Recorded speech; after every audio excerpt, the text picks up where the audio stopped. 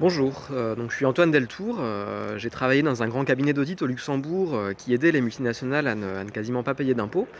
Et au lieu de lancer un débat public comme je l'ai fait, en fait, ce que j'aurais dû faire, c'est d'abord aller voir, mon chef, ou l'administration fiscale et leur dire, «Bah, regardez les accords fiscaux que vous concluez là, c'est quand même pas joli, joli». Voilà, c'est ce que j'aurais dû faire d'après la loi Sapin 2 qui est censée protéger les lanceurs d'alerte en France.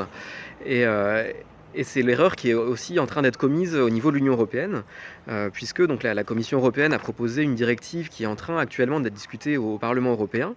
Et ce que dit ce texte, c'est que bah, on ne peut divulguer publiquement une information que dans un nombre limité de cas, en cas de danger imminent ou de risque de dommages irréversibles. Dans tous les autres cas, il faut d'abord lancer une alerte en interne ou auprès des autorités. Donc, en fait, ça veut dire que la charge de la preuve, elle continue à reposer sur les épaules du lanceur d'alerte qui doit se justifier, y compris devant les tribunaux, de sa démarche.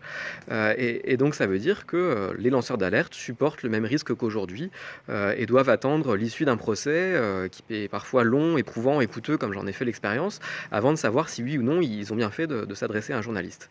Et la conséquence de tout ça, bah, c'est qu'on assèche les sources des journalistes et qu'on les empêche, in fine, d'exercer leur contre-pouvoir. Donc voilà, c'est assez grave, c'est un sujet sérieux, on y a tous à gagner, c'est une question d'intérêt public et c'est maintenant qu'il faut agir, qu'il faut demander à nos députés de combler les lacunes du texte proposé par la Commission européenne. Voilà, je vous remercie.